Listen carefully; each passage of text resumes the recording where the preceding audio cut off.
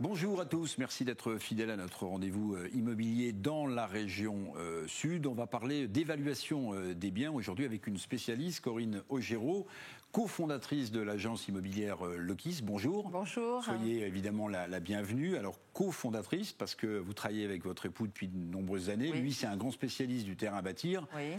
Et vous, après un passage dans un office notarial, vous êtes plutôt la spécialiste des transactions. Et donc ça tombe bien parce qu'on voulait parler de l'évaluation, du prix au mètre carré, mais aussi de tout ce qui accompagne cette évaluation. Parce que c'est une chose d'être compétent et de vendre un bien, c'en est une autre de conseiller au plus proche, suivant la personnalité des clients, ces futurs acheteurs.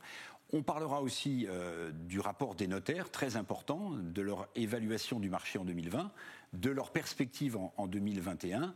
Corinne Augereau, quand je dis que évaluer un bien, c'est une chose, lorsqu'on est expert, mais accompagner avec humanité, avec des services, c'est presque aussi important ? Ah oui, tout à fait.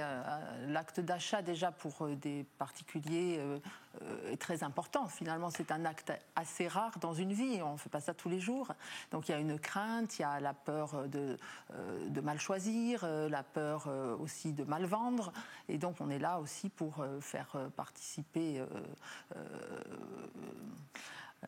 les gens à évidemment... Parce que quand on vend un bien, finalement, on cède quelque chose de soi-même aussi. Oui, tout à fait. Il y a un affect, forcément, une charge émotionnelle, parce qu'on vend toujours pour quelque chose. On vend dans des cas positifs, pour agrandir la famille, pour une mutation, pour se mettre en couple. Et on vend aussi parce qu'on rencontre un divorce, un deuil. Et donc, il y a toujours une charge émotionnelle qu'il faut absolument accompagner, effectivement. Alors, pour bien percevoir cette charge émotionnelle, j'ai demandé à Stéphanie Mossman d'aller voir l'un de vos clients. Alors, il s'agit de deux sœurs qui vendent une maison dans laquelle elles ont vécu justement très longtemps, oui, à laquelle elles sont extrêmement attachées, et on va comprendre qu'au-delà de l'évaluation du prix du mètre carré, le côté affect et conseil, service, compte beaucoup. Oui. On regarde ce sujet ensemble et on en parle après. D'accord. C'est une maison de quartier, datant des années 1920, installée au cœur du quartier Nice-Nord. Une belle propriété de 130 mètres carrés composée de 5 pièces, dont 5 chambres et d'un sous-sol aménageable de 40 mètres carrés. Bientôt proposée à la vente par le cabinet Lokis, il convient dans un premier temps d'estimer ce bien familial. Bon écoutez mesdames, un grand merci. Merci de nous avoir reçus. Comptez sur notre sérieux pour bien estimer votre maison. Voilà, on a fait le tour, on a repéré quelques petites choses également, mais vous inquiétez pas, on en tiendra compte dans l'estimation. Les vendeurs sont nombreux à se procurer les services d'agents immobiliers. Bien plus que des négociateurs, ils apportent leur expertise et leur connaissance du marché. Là, nous sommes dans une succession. La maison doit être en vente. On a pu constater par expérience dans ce genre de maison que bien souvent nous avons quelques problèmes de façade parce que nous sommes à Nice et ça bouge. Là, j'ai repéré quand même des problèmes au niveau de la toiture qui devra certainement être refaite parce qu'une toiture en moyenne c'est 100 ans. Là, la maison date de 1920, donc ça doit être à projeter. On va en tenir compte bien sûr dans notre estimation.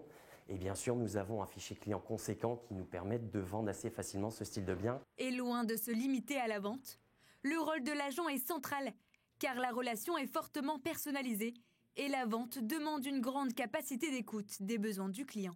Accueillir, entendre quels sont leurs besoins, quelles sont leurs inquiétudes aussi futures. Là, on l'a vu, il y a une des sœurs qui, après, a besoin d'être relogée. Alors, elle va passer par de la location, mais elle s'inquiète où et comment, après, pouvoir restocker tout ce qu'elle avait accumulé dans cette maison familiale. Enfin, voilà, il y a tout ça aussi que on se doit d'accueillir, de prendre en compte et en charge le mieux possible. Ça me semble indispensable. Des qualités tant humaines que professionnelles.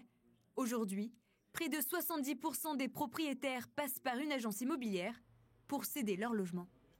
Corinne Augereau, on vient de le voir dans ce sujet, avec ce cas concret de ces deux sœurs. On a besoin d'être accompagné quand on vend son bien. Quel type de service, quel type de conseil vous donnez en plus de l'évaluation au prix du mètre carré ? Alors en fait, il y a tout un accompagnement, comme on vient de le voir, de façon technique.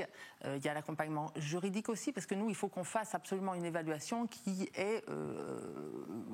soit juste, parce que les gens attendent un prix juste, c'est pas seulement comme ça. Au doigt mouillé. Voilà, au doigt mouillé, tout à fait. Et donc, je pense que l'agent immobilier, son rôle premier, avant d'être un commercial, c'est d'abord un intermédiaire, un médiateur, un conseiller, on attend de ça. Donc, il faut avoir des aspects juridiques, techniques, également, qui sont très très importants, administratifs aussi, parce que par exemple dans le cas d'une maison, il y a tout un problème d'urbanisme qui peut se découvrir. Donc on est en amont du notaire. Nous, souvent les gens viennent nous voir avant d'avoir vu un notaire, etc. Donc on est sur le terrain, nous sommes des gens de terrain, nous sommes également dans notre secteur. Souvent, on ne va pas voir un agent immobilier qui est à 100 km du bien qu'on veut vendre. Donc tout cela est très très important d'accompagner les gens et de découvrir en fait leur motivation pour vendre, leur charge émotionnelle aussi qu'il faut accompagner comme on l'a vu, et l'aspect technique évidemment.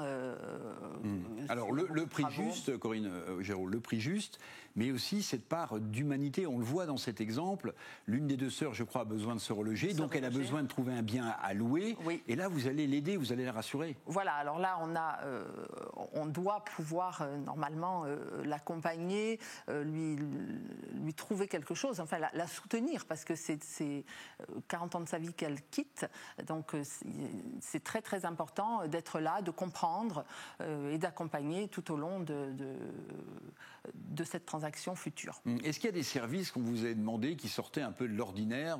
Est-ce que vous avez des exemples dans votre carrière de gens qui vous ont dit moi j'aimerais bien être accompagné dans telle direction ou pour telle chose, qui sortent un peu de l'ordinaire? Alors oui, je pourrais avoir pas mal d'exemples là-dessus. C'est vrai que souvent ce qu'on nous demande, c'est du temps aussi. Dans ces cas-là, un peu de temps pour pouvoir se retourner et appréhender le futur. Donc ce sont souvent des transactions où à l'acquéreur on lui demande peut-être 6 mois d'attente. Voilà, ça arrive très très souvent. Après, des accompagnements dans le déménagement, dans un tas de choses. Vous pouvez mettre en contact celui qui vend avec un déménageur. Voilà, de toute façon, on est là pour accompagner quoi qu'il se passe. Donc la demande, ça peut être au niveau financier, au niveau déménagement, à tout niveau, on est là. Voilà.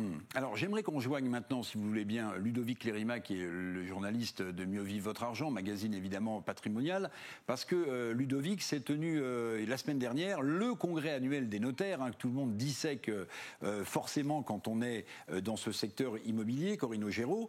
Et ce rapport montre que finalement, le marché immobilier, en dépit de la crise économique, a été relativement résilient et solide. On parle de 960 000 à 990 000 transactions contre un peu plus d'1 million l'année dernière. Ludovic, comment est-ce qu'on peut expliquer qu'en dépit de l'accumulation de crises sanitaires, de crises économiques, de crises sociales, le marché immobilier dans notre pays se tienne aussi bien ? C'est parce qu'il s'agit d'un marché sain et riche, c'est-à-dire essentiellement constitué d'utilisateurs. De plus, les taux de crédit immobilier sont encore extrêmement faibles. Et si le marché s'est totalement arrêté au printemps lors du premier confinement, il a repris de plus belle jusqu'au cœur de l'été, a marqué le pas, s'est relancé dès le mois de septembre. De plus, la digitalisation du secteur a permis aux particuliers de pouvoir continuer leur parcours d'achat durant tout le second confinement, ce qui nous laisse présager de belles finalisations de transactions dans les semaines à venir. Alors, comment s'est porté plus précisément le marché qui nous intéresse et que connaît par cœur Corinne Géraud, qui est celui des Alpes-Maritimes, des Bouches-du-Rhône, du Var? Est-ce qu'on a des chiffres sur Nice, sur Aix-en-Provence, sur Marseille, sur Toulon? Oui, on en a. Il a été extrêmement dynamique, comme dans la plupart des grandes villes de France, à tel point que les prix ont résisté et n'ont pas reculé. Par exemple, si vous souhaitez acheter une belle maison niçoise, il faudra débourser environ 480 000 euros aujourd'hui, soit une hausse de 2% des prix par rapport à l'année dernière. Si on parle d'une belle maison à Marseille ou à Aix, on sera plutôt autour de 326 700 euros. Quant aux appartements à Toulon, les prix ont augmenté de plus de 6%, ce qui nécessairement réduit la superficie que vous pouvez acheter si vous avez un budget un peu serré. Et quelles sont les prévisions alors pour 2021, crise de la Covid ou pas, de la part des notaires? Sur les prix, ça ne devrait pas s'arranger. En se basant sur les avant-contrats, les notaires anticipent une hausse des prix de 5,8% pour la fin janvier 2021. Pour le reste, eh bien, écoutez, c'est assez flou, impossible de faire des prévisions fiables de la part des notaires eux-mêmes. La seule citation que nous avons pu avoir, c'est qu'ils constatent que l'immobilier ne pourra pas rester longtemps à l'écart du contexte général. Merci beaucoup Ludovic Clérima pour toutes ces explications. À Nice, Nice Nord, où est installé le cabinet Lokis, vous constatez cet engouement pour les maisons et cette hausse de prix pour les maisons individuelles ? Tout à fait. Ça, le marché de la maison de ville, en fait, a toujours été très porteur, bien entendu. Mais il est vrai que c'est un marché qui est très, très stable. Et il y a eu un engouement après le mois de mai, après le déconfinement. Les gens nous demandent des maisons pour des jardins, des appartements pour des terrasses, avec des terrasses. Donc ça, on a une nette vue là-dessus. Alors le prix moyen qu'on donnait est vraiment moyen. Je vous ai vu un peu bouger la tête, 480 000 € pour une belle maison à Nice. Hélas, non. C'est une petite maison à Nice. Oui, toute petite. Oui, non. Les maisons de ville, tout au moins dans notre quartier, sont beaucoup plus hautes. Ou alors on les achète ce prix-là, mais avec énormément de travaux. Comment envisagez-vous, pour terminer, Corinne Augereau, le marché en 2021 ? Il y a des pré-contrats, il y a des gens qui sont intéressés. Est-ce que le prix de l'immobilier va continuer à croître dans notre région ? Croître, je ne sais pas, parce que ça dépend aussi beaucoup des taux d'intérêt. Tant qu'ils restent bas, tout va bien. Je pense que de toute façon, les gens auront toujours à se loger. Nice, c'est vrai que c'est une belle ville et très demandée. Donc je pense que le marché se portera bien de toute façon sur la Côte d'Azur. Et puis l'immobilier demeure un placement refuge en ces temps d'incertitude. Tout à fait. La pierre a toujours été une valeur refuge, tout à fait. Et je pense que ça ne s'arrêtera pas de sitôt. Et vous avez déjà, en pré-contrat, signé beaucoup de choses en prévision de l'année 2021 ? Oui, on a fait en fait une très belle fin d'année, une dernière moitié de fin d'année très bonne. Et on espère que à partir de 2021. Et depuis que les visites sont de nouveau en présentiel, vous avez senti une accélération ? Oui. Ça a été très net au mois de mai et net encore maintenant en fait. Les gens ont vraiment à cœur de bouger et d'acheter. Merci beaucoup Corinne Augereau. Je rappelle que vous êtes la cofondatrice de l'agence immobilière Lokis à Nice Nord. Quant à nous, on se retrouve la semaine prochaine pour de nouvelles aventures immobilières dans notre belle région sud. À bientôt.